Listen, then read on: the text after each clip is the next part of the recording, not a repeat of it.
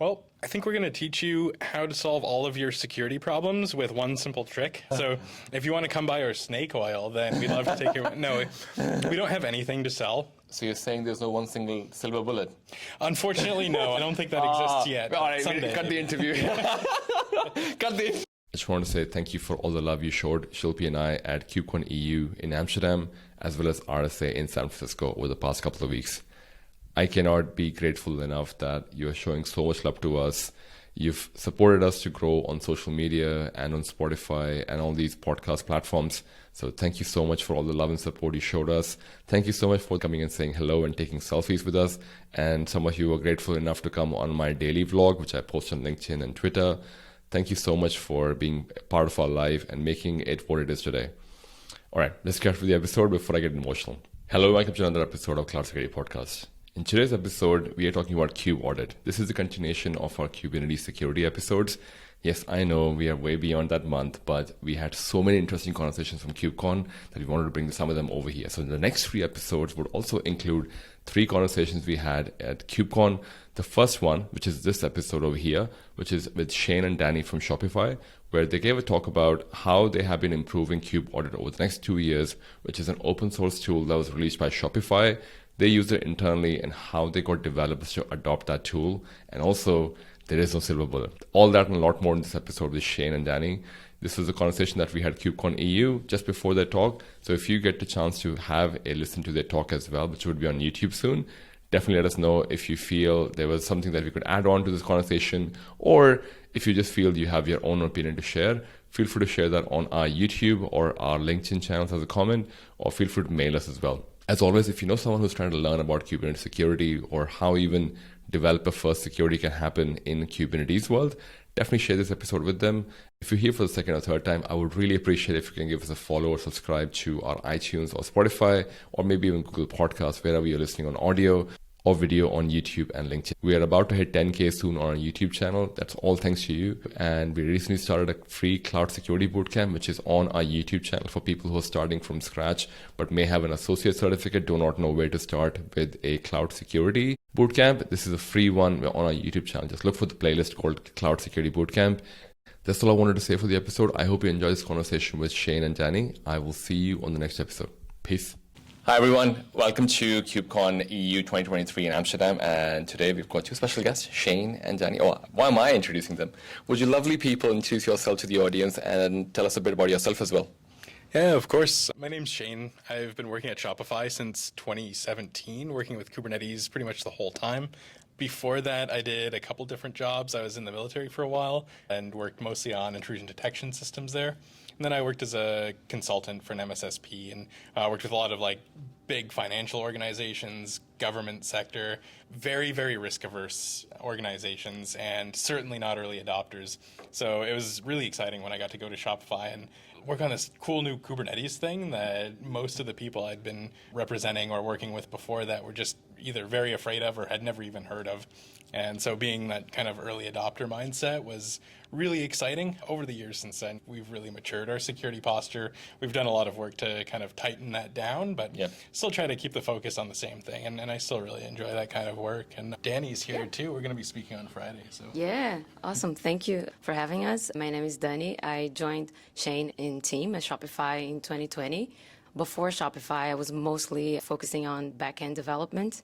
So this is like when I was invited to join the team, they said, "Are you interested in security?" Yes, why not? I want to learn. Yeah. And then I've learned so much. When I joined, Kubernetes was at a more mature stage, not when Shane started dealing with Kubernetes back in 2017. So we already had our back in place and other mechanisms for security. So yeah, I've learned so much, and I hope I can share a couple of things with you. That's awesome. Wait, is this your first KubeCon?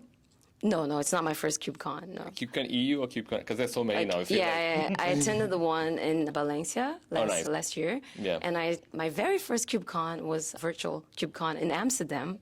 It was supposed to be in Amsterdam. Oh, you were virtually in Amsterdam at that point. Now you're really in Amsterdam. Yes. Oh, nice. That's the actual thing. What about you, Shane? Is this your first one or? Oh, no. So I've been to a whole bunch of them. Austin was my first one. I think that was 2017. Oh, wow, Every year since except 2021. I think I missed out on all of them that year. But I don't know if people missed out on a lot of things, I guess. Yeah. But I guess, which is also really a good segue into both of you have a talk. We do. The topic of the talk will be amazing, and what can people expect when they hear the recording of it as well?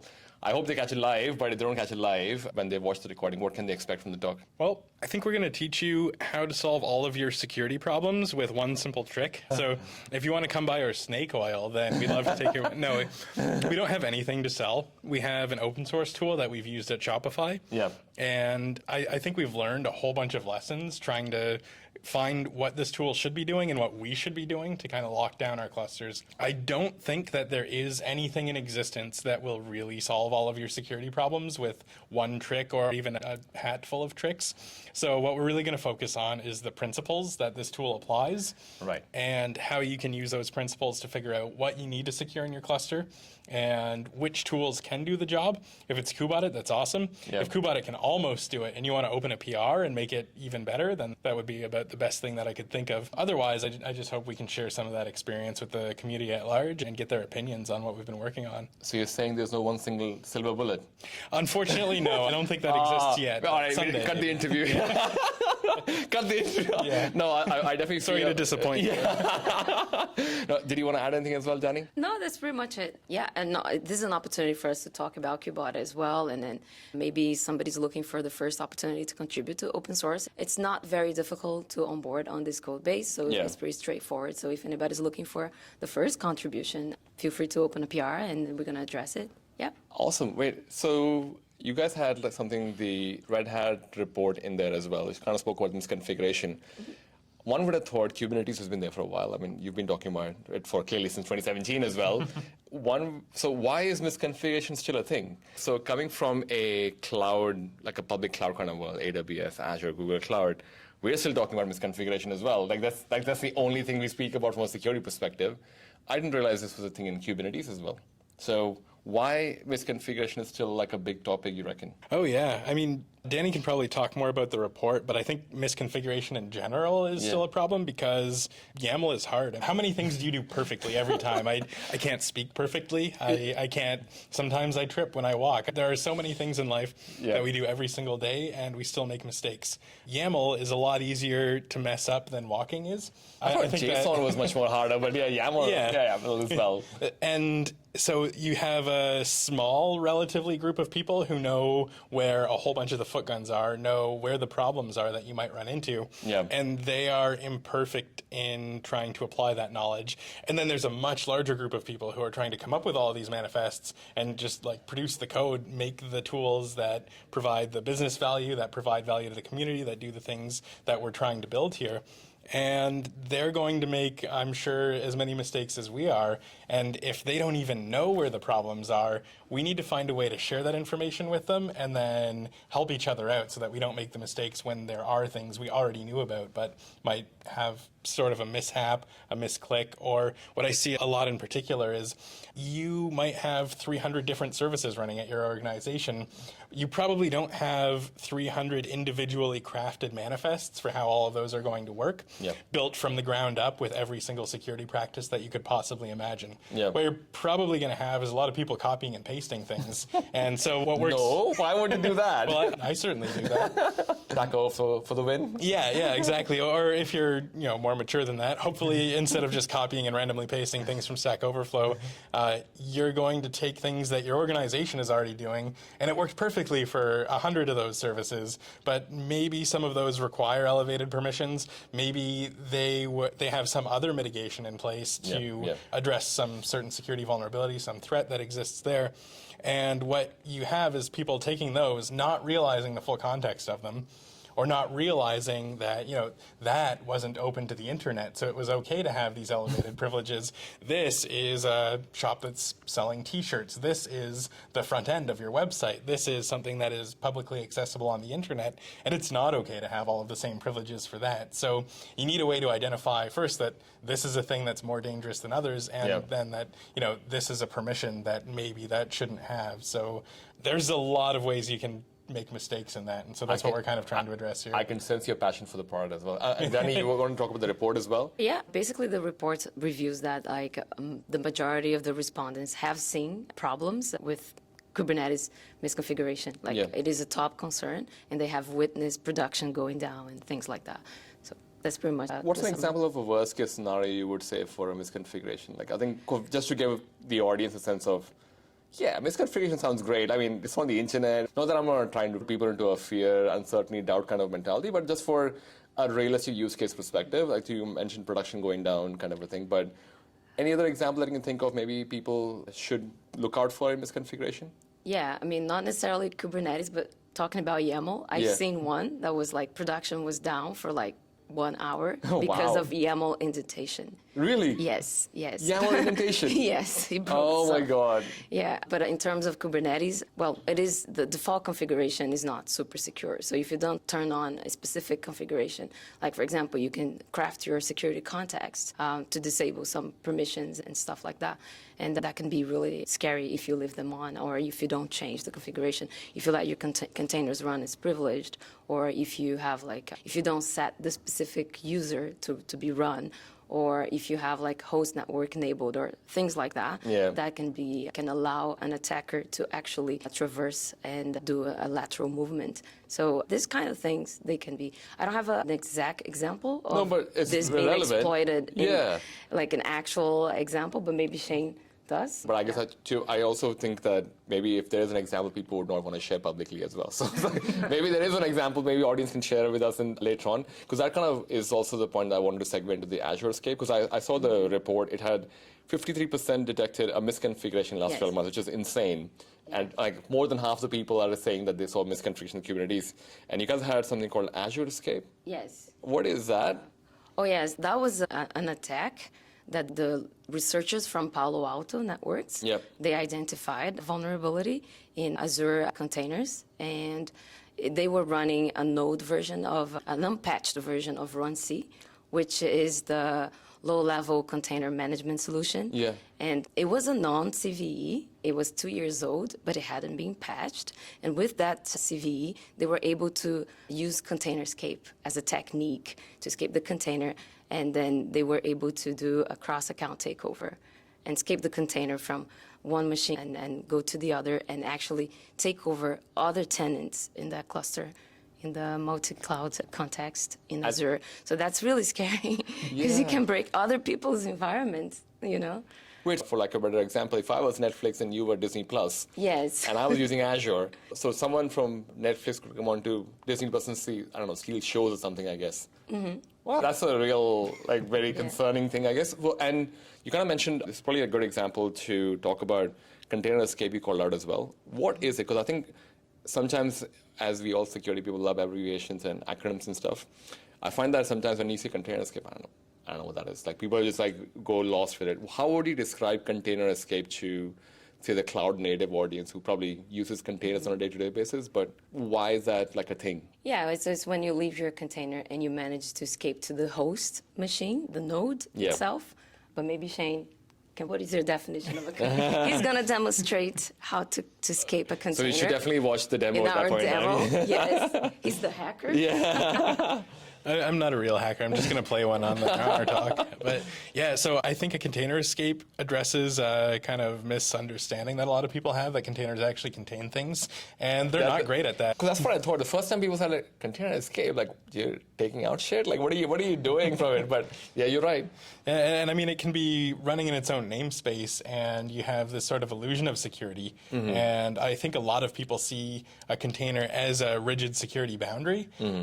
But if you're not applying specific configurations to make that happen, and you're not looking for potential ways to bypass those, then you're probably not actually going to contain things. And I think one really good example is if you have a Docker file for a container and you're building this container and you haven't specified a user for it to run as, it's going to run as root. Yep. And so if you can find any way of getting out of that container, you're now root on the host that it's running on. And so that's a big problem. And so any container escape is where you're breaking that illusion that the container is actually containing things. And that could be through like the CVE that Dani pointed out, or it could just be a misconfiguration. Maybe somebody accidentally granted the host PID security privilege.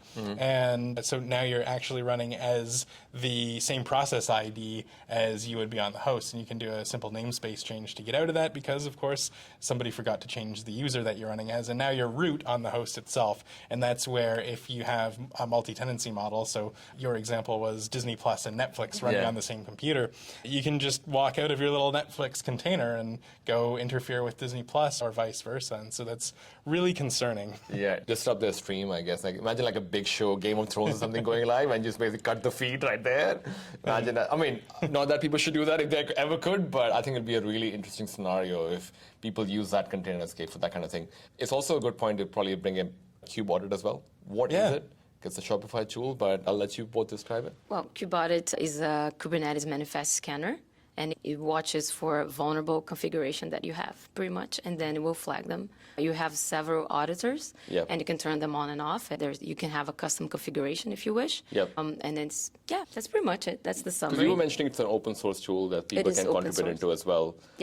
And for people who probably don't understand the landscape a bit more, like the cloud native landscape, contributing for the first time, can I, as a first-time cybersecurity person, I guess, what can I expect from kube-audit? Like, what would you relate it to it? Am I going through a checklist? What am I seeing in kube-audit, I guess? Right. So we have different auditors or checks. And, for example, we have a check for capabilities to check what Linux capabilities you have on and off. And if you have them, you're not dropping all your capabilities, it's going to flag, right? So if you want to contribute, maybe you can think of an auditor, an extra auditor, something that you believe, kube-audit is not flagging this, but it should. I think it's a good idea. Then you can actually contribute with one audit. That's a great example, And I guess, because it's been there for a while, maybe it's a question for you, Shane. How has it changed? Because like 2017 is kind of when Shopify announced that they're going to do kube-audit. Now we're 2023, post-COVID pandemic, whatever. And we're talking about misconfiguration. How much has kube-audit changed? I mean, we don't have a silver bullet, but I'm assuming it has matured as it's grown as well. How do you feel it has changed since its inception?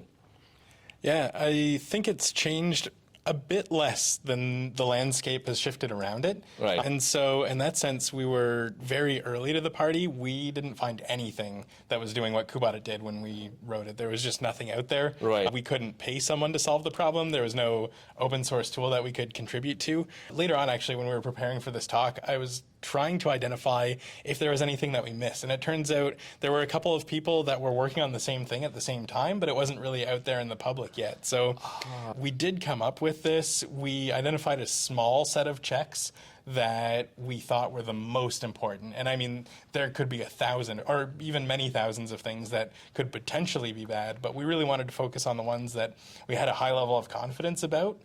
And flag those. And so from the beginning, ours was to address with a small team the things that we were seeing the most often that were the most important to us.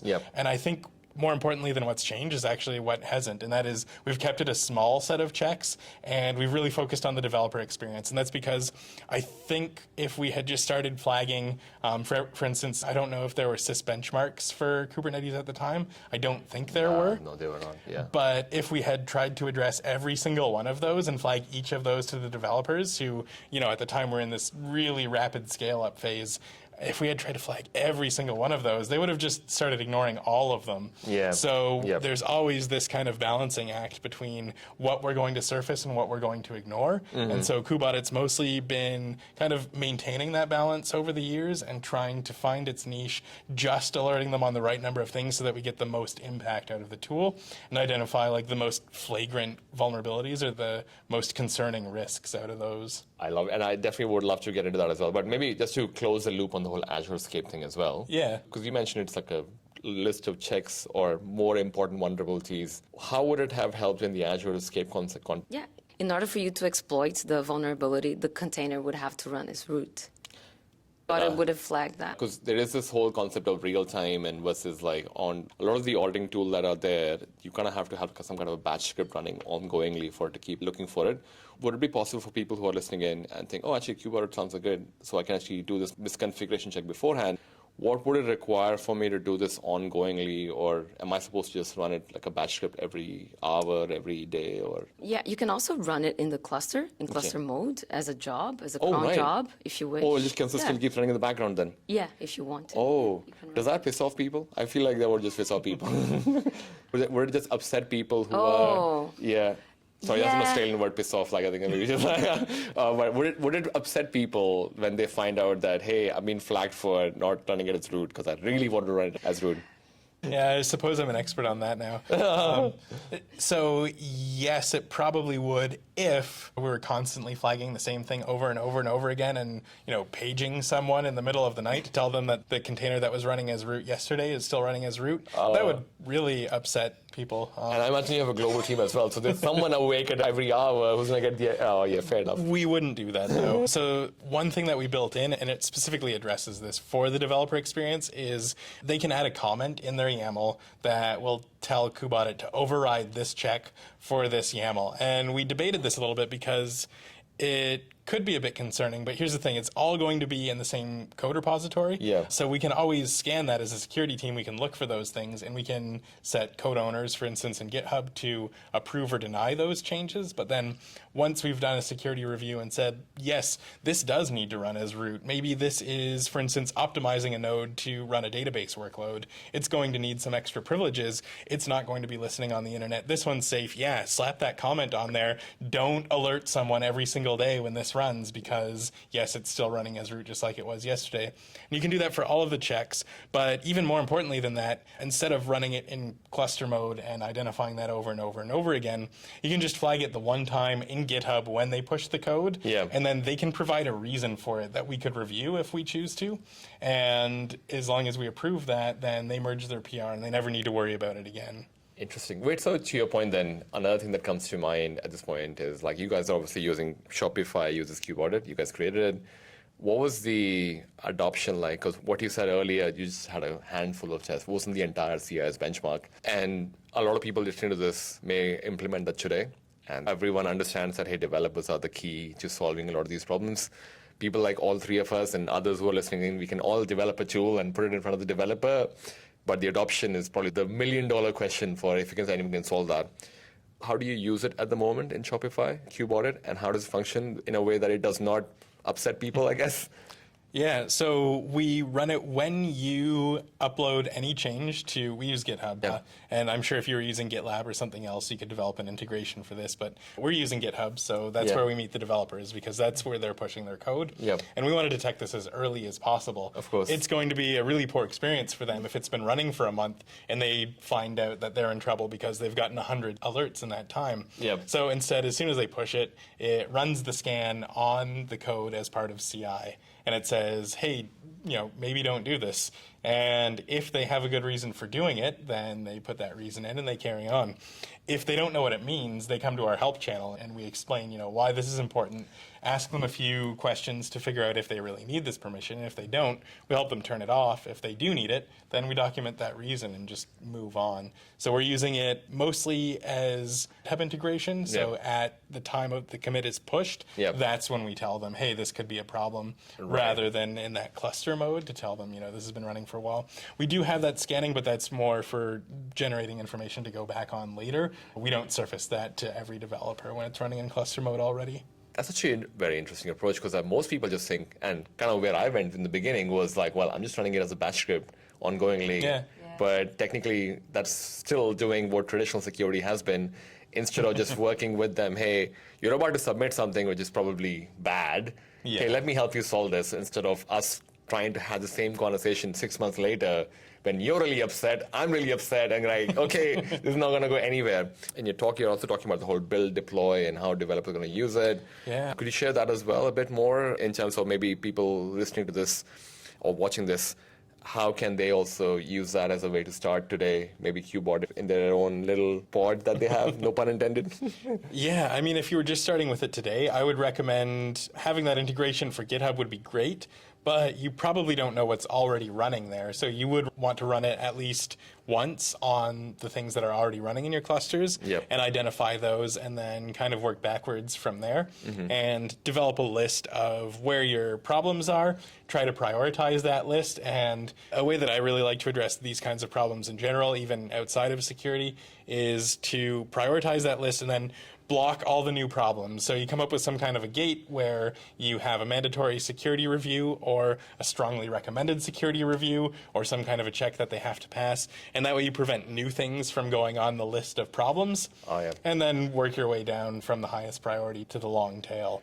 Using that cluster mode is really, really good for identifying that list of problems and then running it in the file mode where it's just going to scan the manifest. And in our case, put that on GitHub. That is how you gate it and stop adding new problems to your list. All right. So I guess to your point then, if it's already in cluster mode running on file mode, but it's not really alerting the developer saying, hey, you have all these 20,000 things that are wrong, which us security people can take over and go, okay, so out of all these 20,000 alerts that are there, I don't know, 5 are important, which we should raise a flag for and tell people about, which may solve 90% of those things anyways. Exactly. And let's focus on those and then find out what should be an next priority rather than, hey, developer, go solve all these 20,000 alerts. Figure it out. I don't know what it is.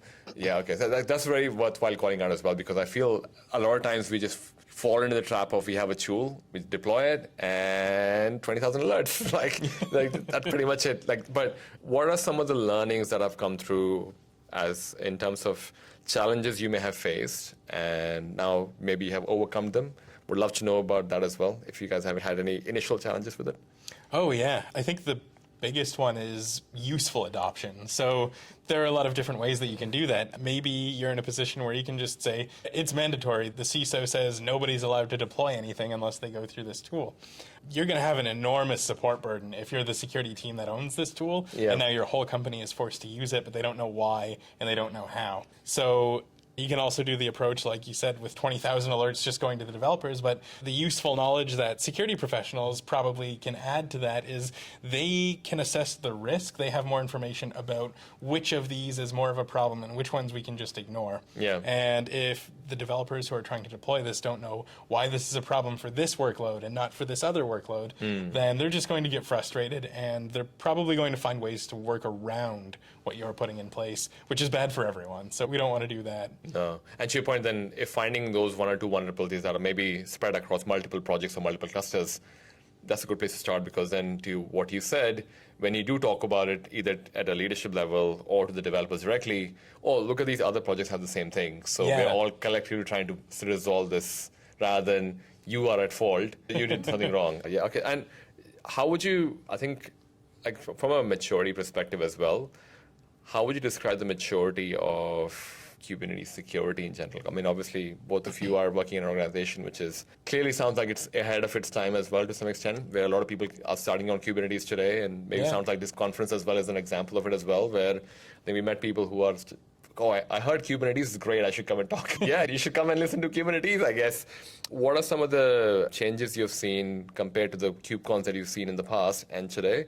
Anything that you're taking away saying, oh, this is different, this is interesting this time? I know it's only day 1, but curious to know what both of you think so far about KubeCon. Oh, yeah. So I think there's kind of like 2 questions there. The first is, how has Kubernetes matured? And then the second was, how has KubeCon matured? That's right, yeah. Or what's different this year? And I mean, it's day 1. So from the opening keynotes, I see, maybe not compared to last year, but compared to the early years of KubeCon, just the examples of how far Kubernetes has matured, the different audience. And so I guess the answer to both questions is the same. Like when I started working with Kubernetes, it was just a bunch of us nerds trying to figure out how this thing works.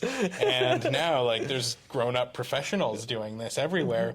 And there are processes. Companies have an understanding to some extent of what Kubernetes is, or at least how it can solve problems, and especially what they need to do to mitigate some of the rumors and concerns that they've heard about Kubernetes. And so there are specialties within Kubernetes, and there's an understanding of what it can do and where it should go. And so I've seen the change was all early adopters in the beginning, and now it's people who are like, this is enterprise software that I can use for a specific application, and people expect that there's going to be a fair amount of complexity, I think, with Kubernetes. Yep. I would say probably even more than there actually is. And on the other hand, though, they accept that it's probably going to work. They probably won't need to completely rewrite the entire stack from scratch. And the industry seems to have shifted. When I started, people were still using LAMP stacks for a lot of things that, like, you know, just a web server running on bare metal. Yeah. They would probably rent that server from a provider somewhere, but there wasn't a lot of understanding of how they were going to shift workloads around, and bin packing was an enormous problem. Kubernetes mostly solves that for us. Yeah. And so people focus on very different problems. Now I see people coming here and they just want Kubernetes to solve a business problem for them. They didn't hear like, oh, there's this cool new technology and they want to embrace it. It's, you know, it's a practical solution to their problems. Interesting. And Dani, for someone who's basically come into this field fairly recently as well, how have you found Kubernetes as a space? You obviously came from a different background. Was knowing about Kubernetes, picking it up, and starting working on it in a mature organization, how was that, all that for you? Well, it's been a fascinating journey. I think there are so many resources if you want to learn Kubernetes, and Kubecon is one of them. And yeah, I think this is pretty straightforward if you want to get started. There are so many tools. I think it was really nice today in the keynote they mentioned you can just start a cluster with kind, and then within minutes you use kubectl and then just you'll deploy your resources. So I think it's very approachable. The community is great too. Yeah, I think these are my impressions. I'm curious, what was the first thing you learned in Kubernetes when you worked in, apart from, I guess, what was the first thing you learned in Kubernetes, apart from Kubernetes itself, I guess? I think, I can't really remember, but I remember a drawing where there was VP and some characters and like learning about Kubernetes, and it was a little cartoon. I'm like, oh, this is cool. It was my entry level. But then I followed several tutorials with Minikube, I guess. The Kubernetes documentation, the official one, is really, really great. All right. And for people who are trying to learn today, I guess, starting off, and I'll hear from Shane as well later, but do you find learning today, you have the right kind of resources freely available? Like, I mean, we are talking open source as well. Yeah.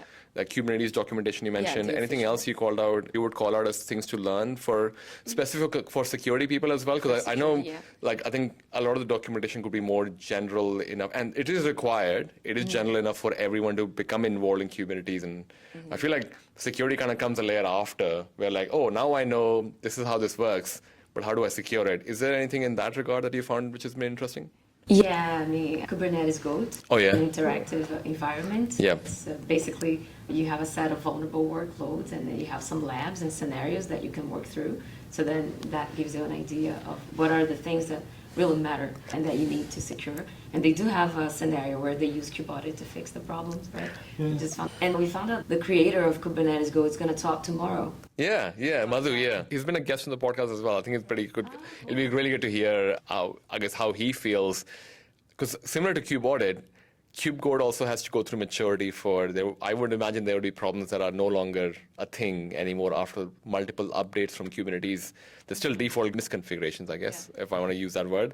So there is something now, which is like I learned about it in the last KubeCon, which is pod security standards with different profiles. You have like a restricted profile, basic profile, or something along these lines. Yeah. And these policies are read by admission controllers out of the box, like you can turn it on. Yeah. So that wasn't such a thing. No. We had kube-audit, you know. Yeah. This is a new thing that I think SIG Security is very actively working to improve. And just today, we learned that they're sharing with us the audits of Kubernetes, right? Like in the keynote, they mentioned that. Like, Right, so that's doing an edit. Really? Oh, wow. They run audits of Kubernetes to find out what are the vulnerabilities. And Is that because of the whole, and I joke about this, you know how people talk about software supply chain? That, open source is the reason for software supply chain. A lot of the times that's kind of what people call out. And as a conference and the community that is running on open source, it's almost like the foundation is built on the fact that we are run by contributors who may choose tomorrow not to contribute anymore or may not have the time to contribute anymore. I wonder if that was one of the reasons why. Did they call that out as well? Because we totally missed out on the keynote. But was there anything else that stood out for you in the keynote from that perspective, from a security perspective? that was the only thing I remember from the keynote. They just mentioned that they were like saying kudos to the SIG security folks. They are really working to make Kubernetes Correct. That's pretty awesome. Well, six security team definitely requires attention as well. So I'm glad they got attention as well. What are the areas of security do you both feel are not being spoken about enough? Not sure. Maybe Shane has a better idea, but I've heard people talk a lot about SBOMs and how we need to secure our artifacts and issues at build time. Supply stack, pretty much. What are your thoughts? If you'd asked me this a year and a half ago, I probably would have said software supply chain. I think that is getting a ton of attention now, and rightly so. It needs it. Yep. Not because I think open source is inherently more vulnerable, but just because with open source there's a better solution and the problems with it are more visible. So I'm glad to see that it is. The thing that I think is still missing is a lot of the focus that I see in security is on addressing things that are unlikely to be exploited in the wild or are very, very hard to fix, or they're fixing them in a way that is going to cut off the nose to spite the face. They're saying we're going to disable this completely because it could be insecure. And ultimately, you need to be able to assess and balance those risks. So the only way to make your server completely secure is unplug it from the internet and never put a USB or don't run anything. Just completely disconnect it from everything. And that's just not practical because what good is it then? So I think the thing that is missing the most is being pragmatic about security, identifying what risks you are most susceptible to in your organization, and finding the low-hanging fruit, first of all, so that you can address the easiest things that have the greatest impact. And I find a lot of times those are the same things. Yeah. There's some misconfiguration that you could have run kube-audit once and just followed the recommendations, and it would have solved 90% of the misconfigurations that you have. Yeah. Or identifying, if you keep your software up to date, you are unlikely to be attacked because most of the attacks going on are just people scanning the whole internet as much as they can for unpatched vulnerabilities. That's pretty much it. If you can update your software, you're not going to be affected by any of those. So do the easy things first and try to identify those risks and assess them. I think, and it's going to be my final question as well, because I'm curious to know how you said that open source has kind of matured in that supply chain software problem. How do you feel it's been addressed? Because a lot of people would not even know about, hey, doesn't open source obviously mean you have a software supply chain problem? I guess where I'm coming from is a lot of people hear open source instantly they're like software supply chain. That's definitely going to be a problem. But you're saying it's actually being addressed well in the open source space because of transparency and all of that. So could you explain that a bit more? Yeah, just to be clear, I think it's being addressed well. I wouldn't say that it's this solved problem, right? But it's a big problem and it's getting a lot of attention, and that's a very good thing. One of the early things that I saw that kind of I think was a catalyst for all of the attention we're seeing on supply chain now was an executive order after Biden. after a fairly prominent ransomware incident. And so we saw things like SolarWinds. That was a very big one. And I mean, you could name any number of similar attacks. I don't think that using proprietary software instead of open source solves that. Would you say that there are more vulnerabilities in Kubernetes or Windows? I don't know the answer, but unless you have the answer on the top of your head, I think that Windows being closed probably Windows NT has a lot of vulnerabilities, and so just saying that it's open source causes that, I think that's incorrect. On the other hand, open source, it's very visible. Yeah. You can go look at GitHub, and if you can look for certain patterns or people doing things insecurely, you can probably write an exploit for that pretty quickly. And on the other hand, that makes the job of somebody who's doing scans a lot easier because they can look for that and prepare a defense for it. Yeah. So the way to solve this, in my opinion, is identify that it is a problem, and we're there. I think we've done that. As an open source community, we can't stop talking about SBOMs. We can't stop talking about supply chain. That's great. What do we do about it? So the second step is to take inventory. We've started with the SBOM paradigm, I guess, where we say, okay, what's in my software? I have no idea. Is left pad in there? Is some crypto miner now part of my supply chain? I hope not. We identify what's running in the software, and then this is the part where we still need work. What do we do with that? If you have 1,000 SBOMs and nobody's ever looked at them and you're not doing anything with them, then you haven't really improved your security. You might have a better package of files to hand over to Mandiant when you hire them to solve your security problem after you've been attacked. Yeah. But it's not really going to mitigate anything if you just have the inventory without using it. So What do we do then? We identify the things that are vulnerable. Static analysis, things like kubeaudit have been around for years. Start using those, and then I'm especially excited to see fuzzing on open source repos. Oh, wow, and yeah. what we can do to identify problems there. Yeah. And this is, I think a space that's not being explored as much as it should be. Yeah. And so then we can identify the problems upstream, and then everybody can say, oh, I just got a notification that this is vulnerable to this thing that they found by either static analysis or fuzzing. Yeah. And you can look at your SBOM and say, like, oh, yes, we're using this everywhere.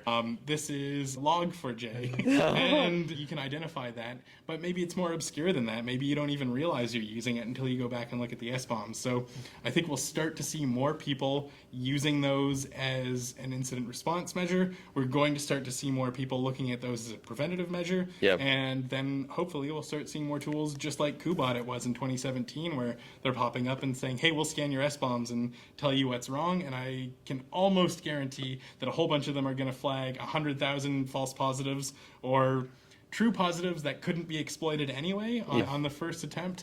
But hopefully through a balancing act, we'll be able to come to a place where those are actionable alerts. Yeah. And we can say, oh, yes, this is a problem. Here's the patch. Let's go update our software, and then we're done. I thought ChatGPT was the solution to all problems. Well, if you ask ChatGPT, it might say it is. Yeah. Like, are you the problem, ChatGPT? I don't know. I am just a robot. I just tell you answers. Yeah. No, but thank you so much for spending time with us. Where can people find you on socials if they have more questions about kubeaudit and the talk that you have? Maybe even watch the demo after they watch the demo on the YouTube later on. Where can people find you on social media? Yeah, I'm at lawrence.dev. All of my links are there. Mine is danisantoscode.com. All my links are on the webpage as well. Awesome. All right, I'll make sure I put them in the show notes as well. Thank you so much for coming on the show. Thank you for being honest about, the realities of open source and kubeaudit as well. Thank you so much for coming on the show. Appreciate it. Thank you. For having us. When you're developing an app, security might be treated as an afterthought. With functionality requirements and tight deadlines, it's easy to accidentally write vulnerable code or use a vulnerable dependency. But Sneak can help you secure your code in real time, so you don't need to slow down to build securely. Develop fast, stay secure. Good developer. Sneak.